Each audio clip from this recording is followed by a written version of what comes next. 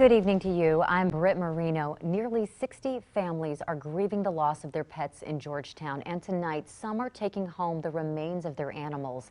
This after Saturday's fire at the Ponderosa Pet Resort.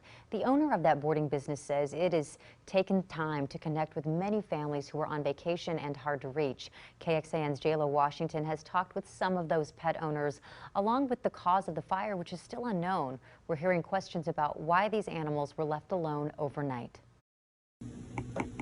Where the pin stroke ends, healing begins. At least that's the hope. Losing a pet is like losing a family member. It's devastating. Sarah Wishing is one of 8 artists painting pet portraits for families who lost something so special in the Ponderosa fire.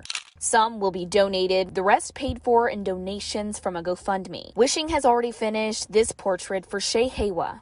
It's beautiful. Just the fact that someone's willing to do that out of the kindness of their hearts is so heartwarming. I'm gonna choke. Callie was about 3. The other dog in the portrait was Juno, and he died of kidney disease, so we didn't have much warning with his death either.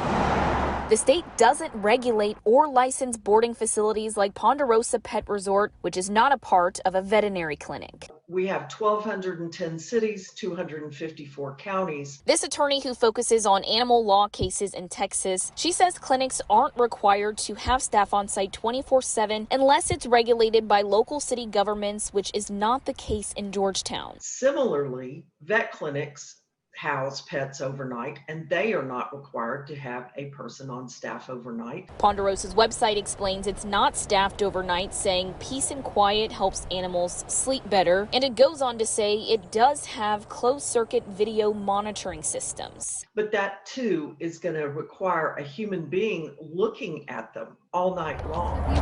As everyone waits for answers, where the pin stroke ends, healing begins. At least that's the hope. I hope my artwork in some way is able to bring you love and healing. It's priceless.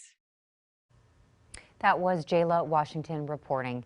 The city of Georgetown does regulate kennels for things like food, water, health, and sanitary conditions. A permit is required for kennels, but Ponderosa Pet Resort does not have a kennel permit. The city says it is working to increase enforcement about this type of requirement. According to the city, the fire department last inspected this place in 2015.